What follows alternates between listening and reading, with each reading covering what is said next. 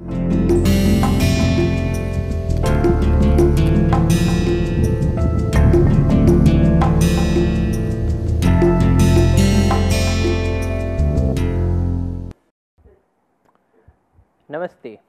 Moving forward in our module on monitoring wild animals, today we are going to have a look at behavioral monitoring.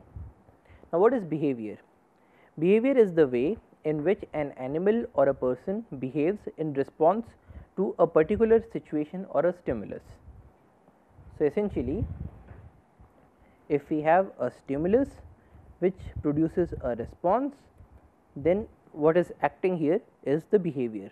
It is the way in which the person or an animal behaves in response to a particular situation or a stimulus. Now, the scientific study of animal behavior goes by the name of ethology. Now, ethology studies a number of behaviors such as foraging behaviors or the behavior of an animal feeding itself, anti-predator behaviors, which are behaviors through which an animal avoids its predators, it avoids being eaten upon, social behaviors such as formation of groups, formation of group nests, licking of other animals, grooming of other animals, mating behaviors in which an animal looks for a mate and then performs some sorts of displays to attract a mate, and finally, when it has chosen a mate, then it mates with the animal. Now, the question is, why is behavior or ethology important for conservation? There are several reasons. One, it gives us a clue of early warnings. The behavior of animals often provides the first clues or early warnings of environmental degradation. This indication helps the manager to take preemptive steps. For example, disruption in swimming behavior of minnows indicates pesticide pollution in the water body. Now, in any of our protected areas, we are going to have some water bodies, there will be some land, there will be some trees. Now, if there is any environmental degradation, so how does a manager come to know about it? One, we can go for physical and chemical parameters tests of the water, or else we can just have a look at the behavior of the animals. So, in case of any pollution, in case of any degradation, that also acts as a stimulus which will produce some sort of response or some sort of behavior, and if we know this behavior, we can very clearly know that there is something going wrong in the system. Secondly, ethology is important for the construction of effective reserves. The conservation of endangered species requires that we know enough about their natural behaviors to develop effective reserves and protection measures accommodating the natural behaviors. For example, migratory patterns, home range size, food demands, reproductive behavior, etc. decide which areas require protection, thus indicating the extent of conservation reserves. So, to give a concrete example, if we consider animals such as tigers, so a tiger in general needs more than 100 square kilometer of area, which would be its home range. So, home range is the area in which this tiger would be roaming about, and it would use this area for different purposes, for feeding, for finding a mate, and also for protection. Now, if we know through ethology, so this is a natural behavior of the tiger.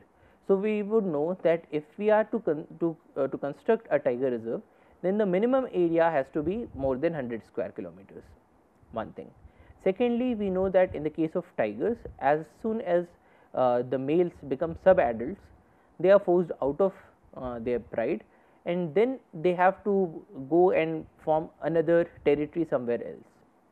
So, if we know this information, and if we know that our tigers in our tiger reserve are getting into this age of sub-adulthood, we know that these tigers are going to move outside of our tiger reserves to disperse themselves and to form another territory. So, during these times, it becomes crucial that we also enhance our level of protection in all the migratory or the dispersal routes. So, for instance, because we know that the behavior of tiger makes them to use paths such as nalas or roads for dispersal, and even things like if they have an agricultural field on the way, they are going to use that as a path for dispersion. So, even areas outside of our tiger reserves would require more protection, and this is something that we will come to know by knowing the natural behavior of the tigers. Next, it is important for captive breeding, basic behavioral knowledge of reproductive behavior helps improve success of captive breeding. Now, captive breeding is something that we are going to discuss in a later module, but an example is that free choice of pair mate in biparental species helps enhance reproductive success, as in Californian condors. Now, condors are birds of prey. So, Californian condor is a bird of prey that is found in California, and this is a species that has been taken out of from the brink of extinction. Now, in this species we have males and females, and there is a process that is known as free choice of pair mate. So, essentially if you have male and female birds, and if you keep one male bird and one female bird together in the hope that they are going to mate together, then in most of the cases they do not mate, because they require some amount of free choice. So, essentially in place of keeping a male and a female bird together, you keep a group of males together with a group of females. So, they will choose amongst themselves which mate do they prefer, and once they have chosen their mates, then only they are going to perform their breeding. So, if we did not have this information about free choice of the pair mates, then we would not be able to breed these animals effectively in captivity.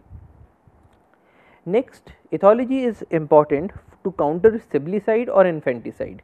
So, species that show siblicide or infanticide can be better managed by separating infants for their protection, and this also highlights the importance of conserving males in the big cats. Now, what we are saying here is that in the case of some birds, in one nest they would lay a clutch that would have more than one egg. So, for instance, there are 3 eggs that are laid. Now, why would a bird want to lay more than one egg? Because any animal wants to increase its chances of reproductive fitness. So, it wants to leave more and more progeny behind.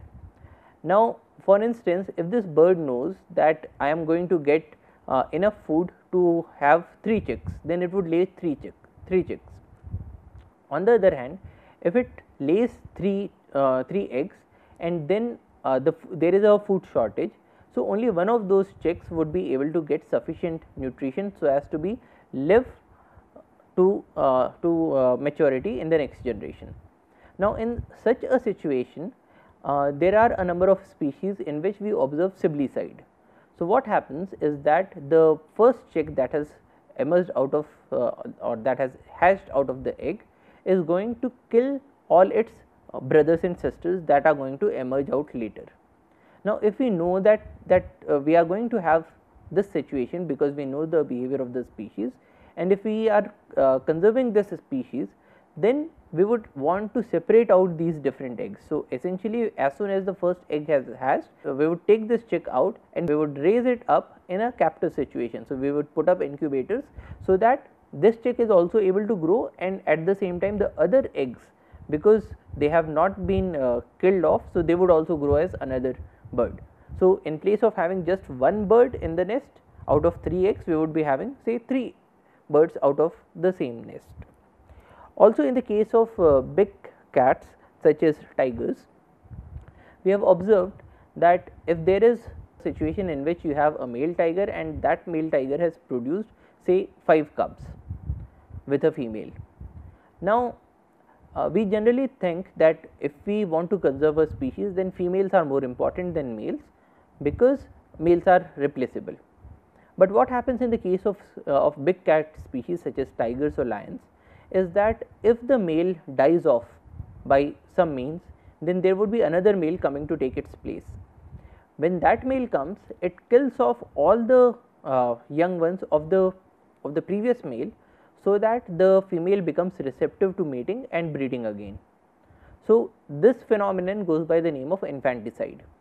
Now, if we know that for a particular species they show a behavior of infanticide, then it becomes crucially important that the males should also be conserved. So, essentially ethology provides us clues on what to conserve and how to conserve it. Next, ethology is important for utilizing territoriality. Now, territoriality is a behavior in which an animal has a fixed territory, it considers that space as inviolate and it defends it against other animals. Now, there are some animals in which we see nest predation and brood parasitism. Now, in the case of nest predation, cuckoo and brood parasitism, cuckoo is a very good example. So, what this bird does is that it does not make its own nest. So, it would go to the nest of some other bird, say a crow, or maybe even the nest of some endangered species. Then it would lay its egg in that particular nest, and when the young one comes out, it kills all the other eggs. It just throws them out of the nest. Now, in the case of endangered species, we can counter nest parasitism or brood parasitism by employing some other species that have a territorial behavior. So, for instance, if we have this particular nest in which there are 3 eggs, and then you have a bird which is an endangered bird, and you have a cuckoo. So, the cuckoo would lay its egg here. So, let us depict it by a red egg, and once this egg hatches, then the chick will throw out all of these other eggs. Now, what we are losing here is the eggs of an endangered bird. So, to counter this situation, we could put side by side another nest which belongs to some bird which shows a highly territorial behavior. Now, in this situation, when this bird sees cuckoo coming near to its nest, it might even take actions against cuckoo. So, it would drive it off. So, not only the eggs of this territorial bird are protected, but at the same time it is also protecting the eggs of the endangered bird. So, ethology or the science of animal behavior can be used to protect some species. Now, to see how a territorial behavior occurs, let us have a look at this video.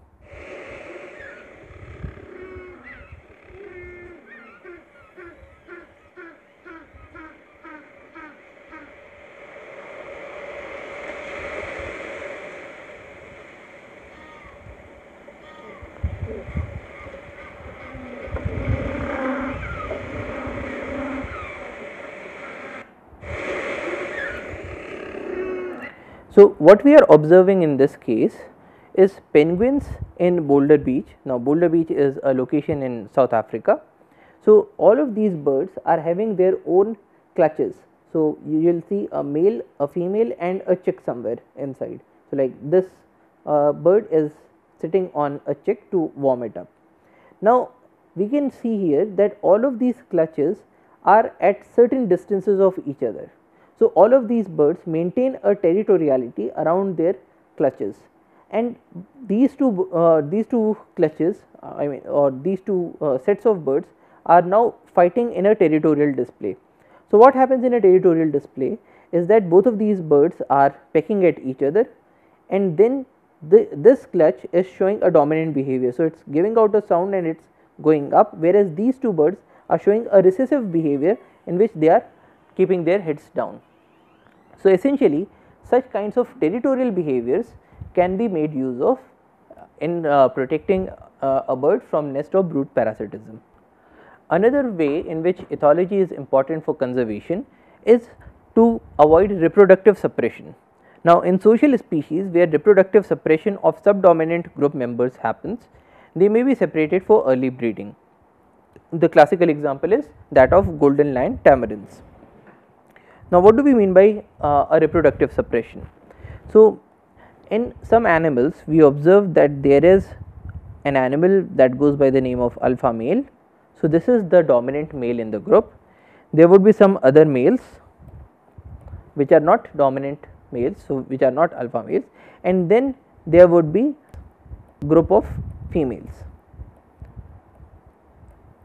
Now, what happens is that this alpha male dominates over all of the other males, and because of this dominant behavior, so as we saw in the previous video that we had a fight of territoriality. Similarly, in this case this alpha male is going to fight with all of these males to keep them dominated, and then this male is going to breed with all the females.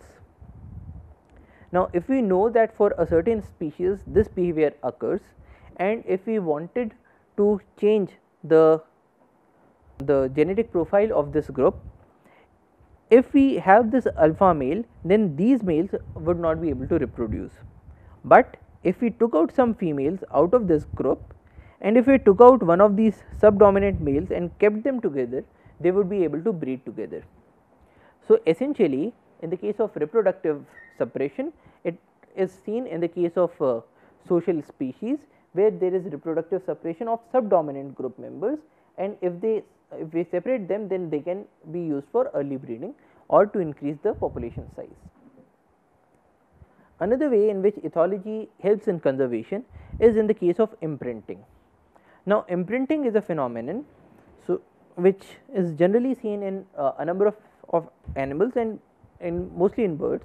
So, what happens is that if you have an egg and when the chick emerges out of it, so how does the chick know which of the birds or which of the things nearby is its mother? So, what it does is it imprints itself. So, this is one phenomenon in which it recognizes a bird nearby as its mother or a thing which it can trust. So, essentially anything that is present near the egg when the egg is hatching and is moving is thought to be as a mother, and it is thought of as a trust figure. Now, what happens is in the case of captive breeding of animals, when we have kept this egg in an incubator and when this chick hatches, then when it sees a human being nearby, then it considers that this human being is its mother. Now, a classic example is that of Konrad Lorenz, who also got a Nobel Prize for such studies. Now, what we see here is that these are geese which, when they had emerged out of the egg, they saw Konrad Lorenz nearby. They took him as their mother figure, and just like in the natural scenario we observe birds following their mother, these chicks started following Konrad Lorenz, which is fine for some time, but then it was also seen that these birds then failed to recognize members of their own species as themselves. So, for instance, even when these birds grow older, they would only recognize human beings as members of their own species. They would perform sexual displays in front of humans, but not in front of other animals of the same species.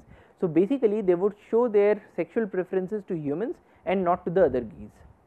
So, essentially when we release these birds out from captivity, they would not be able to breed in the natural circumstances.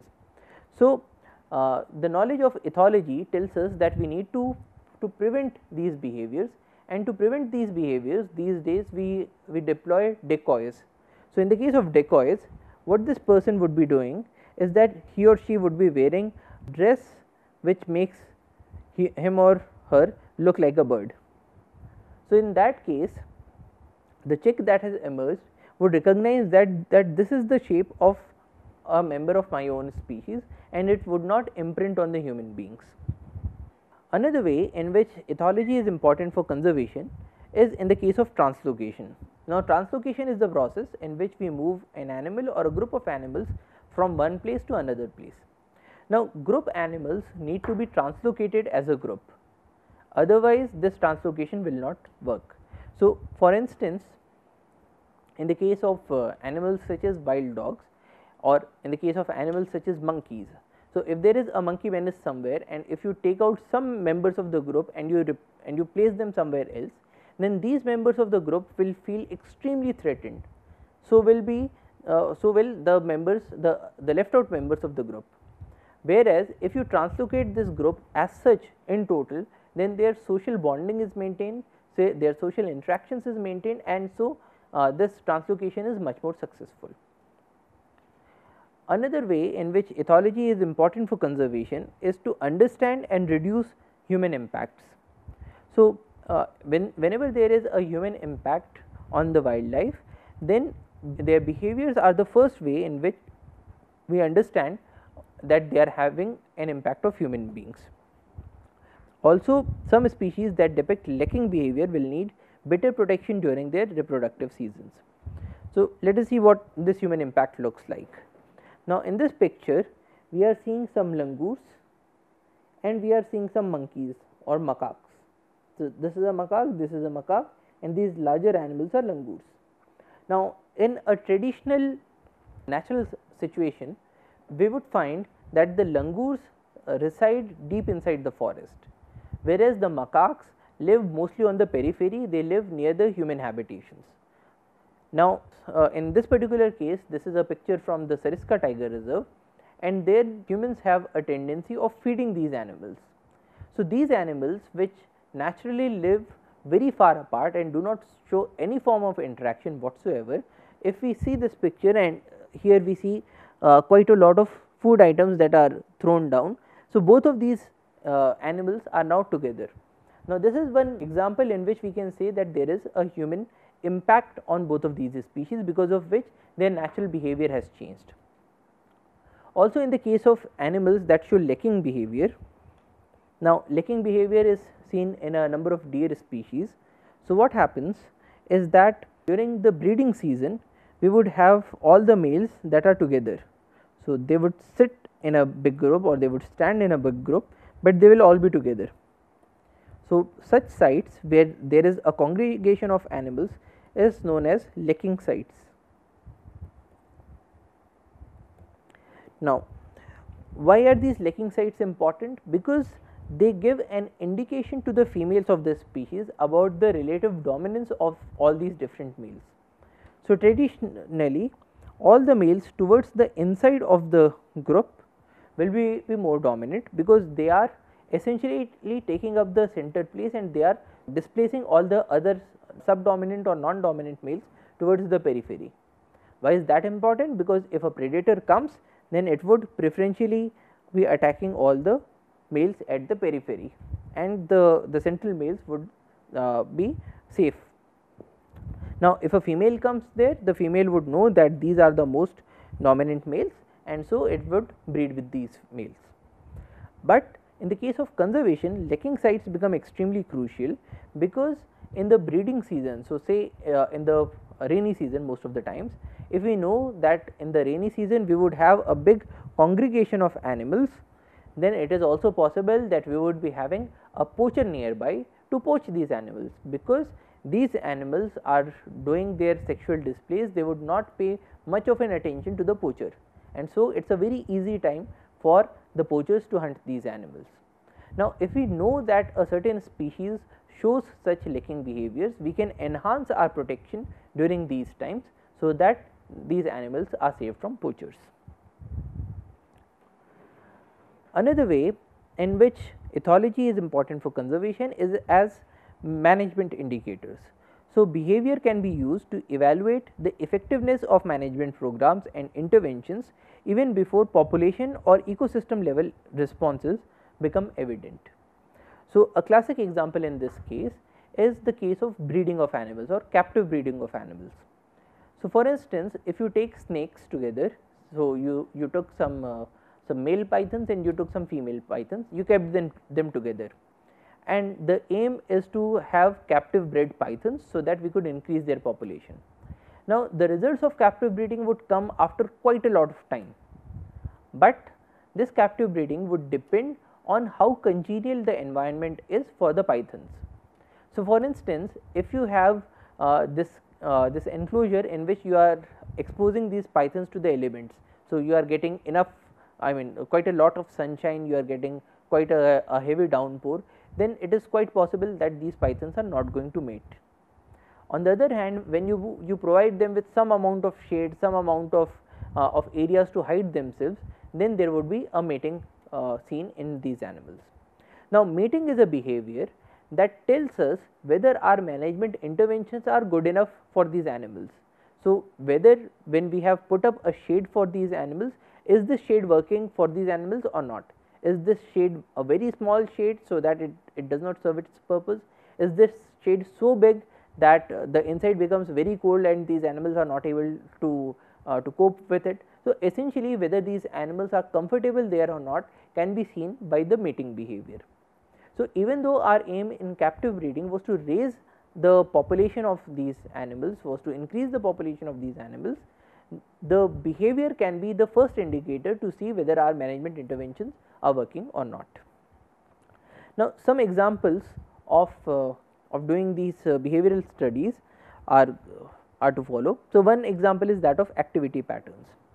So, in the case of activity patterns, what we do is we plot the timings from 0 hours to 24 hours.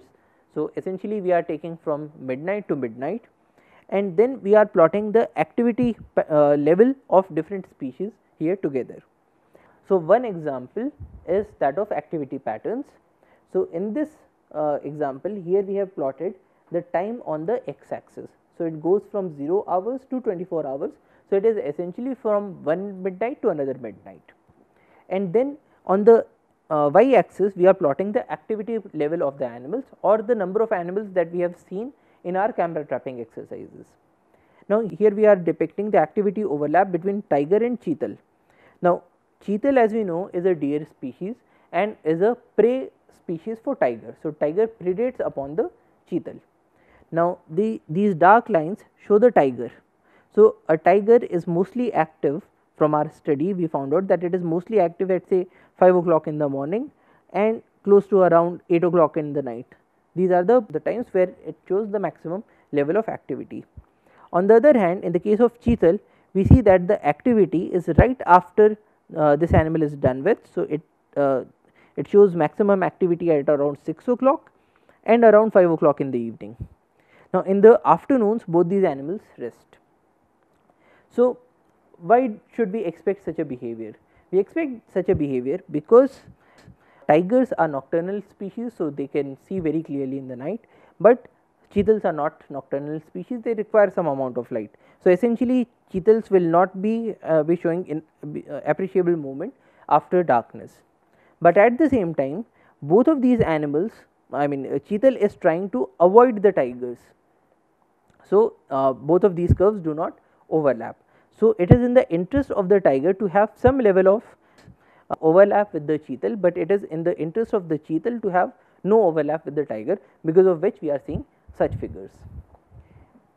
Now, if we look at a similar scenario in which we are not looking at a predator and a prey species, but in this case we have a tiger and a jackal. Now, a jackal is not a prey for a tiger. So, in this case we would observe that the level of overlap between both of these species is very high, which is what we should also be expecting, because both of these are predatory species. Now, activity curves become important because we can use this information to understand the level of human impacts that are going on in this area. So, for instance, in the case of tiger, if we see that this tiger is getting some amount of human disturbance in the night time. So, what it would do is it would try to hide itself, and then it would show some level of activity when there is the sun outside. So, any change in the activity pattern of the animal is an indicator that there is some level of disturbance that is going on. The next topic is that of ethograms. Now, ethology is the science of animal behavior. Ethogram, so here we have ethos, which is the behavior, and gram, which is a record. So, an ethogram is an inventory of behaviors exhibited by an animal during a behavior exercise. So, when we are observing an animal, we can list out various activities that it performs, and this inventory of behaviors would be called an ethogram. So, how do we make an ethogram? So, making of an ethogram consists of these 5 things. One is description of the study site where we are doing our study. Then we define the behaviors. Now, definition of behaviors is important because if we see say an animal, say a cheetal that is standing and looking somewhere, then person A might say that this animal is looking, person B might say that this animal is standing, and person C might say that this animal is not doing anything. So, whenever we are doing a scientific study, it is important to codify all the behaviors. So, we clearly define what behavior means what. Then we perform a scan sampling and a focal animal study, followed by a time budget analysis. So, let us look at one example to see it in more detail. So, description of the study site and the setting. So, this experiment that we did in Sariska Tiger Reserve. So, here we had an elevated platform which was a road that was passing through the forest, and here we had a water body, here we had some trees, and we had some cheetal. So, when we start our making of our ethograms, we start by describing the scene where we did this experiment, followed by definition of the acts. So, in this picture we can see a cheetal that is sitting. So, we defined sitting as a behavior in which the abdomen is touching the ground, the legs are folded, and the animal is stationary, it is not moving.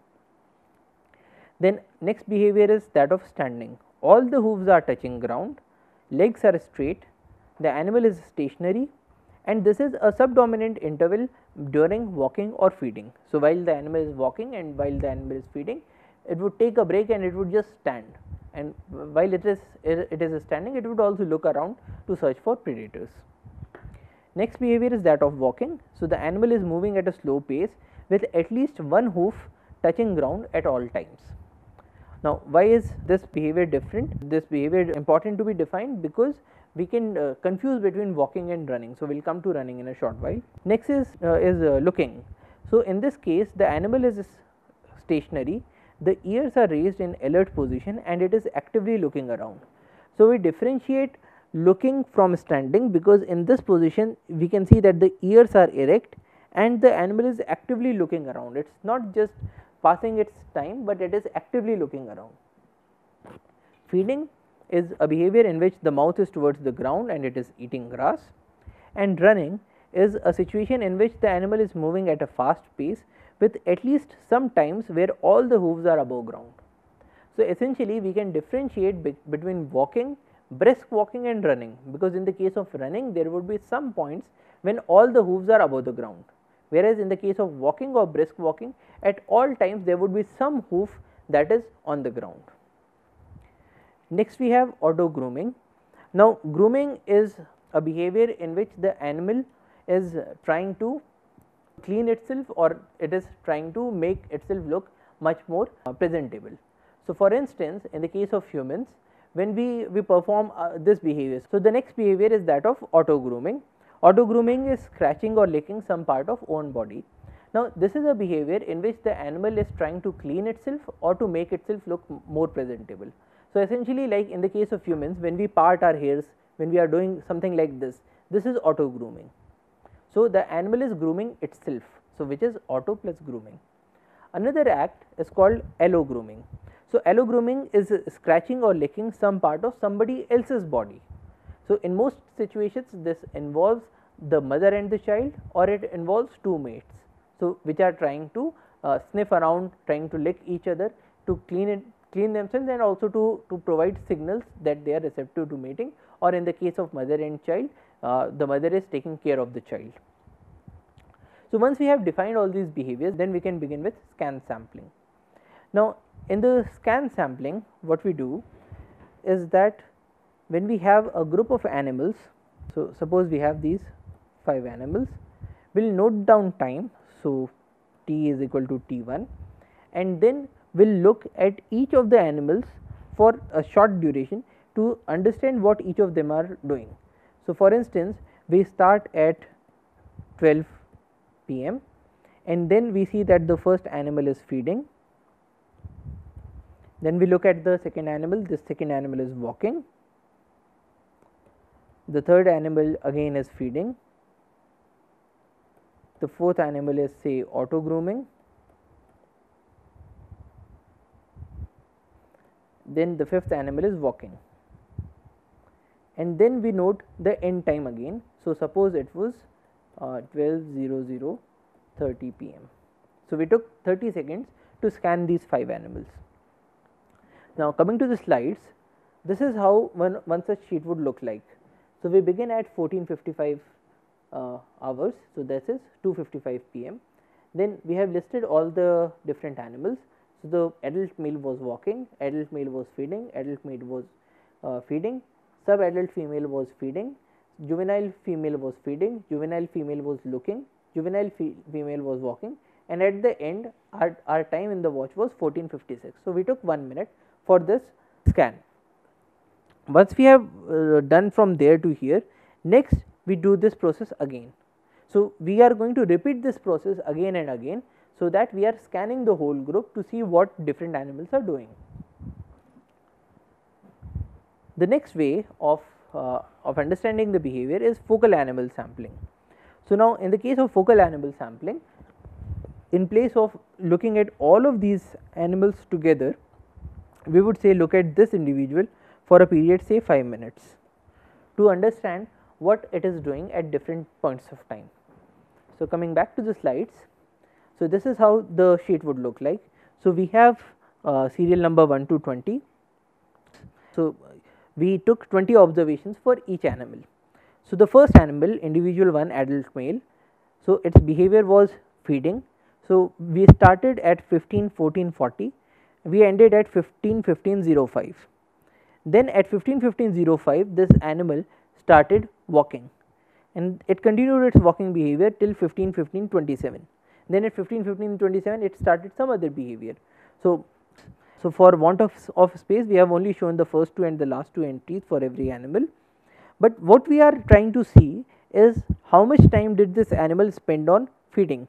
So, in the first go, it fed for 25 seconds, then it walked for 22 seconds, and so on for each and every animal. So, in this case, this is focal animal sampling, because we are focusing all our attention on just one animal. Now, from the previous chart, we can make a time budget table. So, in the case of a time budget table, we can say that out of this time of 5 minutes and 20 seconds that we observed individual 1, how much time was spent on feeding, how much time was spent on walking, how much time was spent on looking, and so on, and similarly for all the different animals in the group. Once we have made that, we can convert these charts into a time budget graph. Now, in the case of a time budget graph, we list all the activities on the x axis, the time spent on the y axis, and we represent different individuals by different colors. Now, in the first go, we can see that feeding is an activity that is dominating all the different individuals, because this region is showing activity by all the animals. Similarly, walking, then looking is done by 1, 2, 3, 4, 5 animals, auto grooming is done only by one animal, standing is done only by 2 animals, and running is not done by any animal. Now, we can represent it in terms of time or in terms of percentage. Now, this can also be converted into pie charts. So, in this pie chart, we can see that feeding took most of the time of these animals, followed by walking, followed by looking. Now, why is it important to quantify all of these information is that if we performed one such experiment now, so for instance, there is a forest in which we are planning to establish a new road. Now, will this road have an impact on the animals? Will this road show some form of disturbance in the lives of the animals is what we want to quantify. So, what we would do is that before this road is constructed, we would perform one such experiment or a set of such experiments, and once this road has been made and it is being used by vehicles, we would perform this experiment again. Now, if you observe that earlier the animals were spending like 44% of their time feeding when this road was not built, but after this road was built, they spent say 25% of their time on feeding, and in the case of looking, the 17% increased to 50%. So, in that case, we would say that the animals are feeling threatened, they are feeling stressed, because of which the time that they should be allotting to feeding is now being allotted into looking and for predators or looking for dangers. Why is it important? Because if the animal is not able to feed itself properly, then it would also not be able to reproduce properly. So, essentially our prey population would then go towards a decline. So, when we have quantified all these values, then it becomes possible to compare these values from at some other point of time or at some other place. So, some observations from our data that we looked at just now is that the dominant behaviors were feeding, walking and looking. So, most of the animals were doing feeding, walking or looking.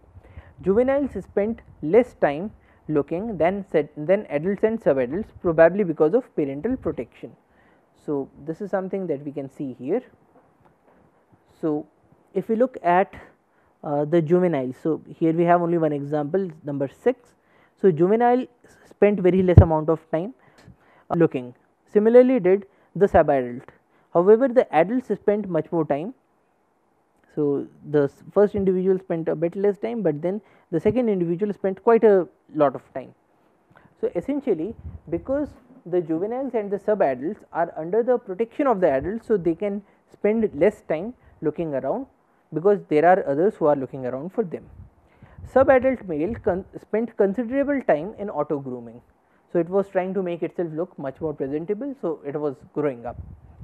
In this way, ethograms and time budget analysis can help us record and understand the behaviors of animals, which becomes extremely important for monitoring of animals certain times. That is all for today. Thank you for your attention. Jai Hind.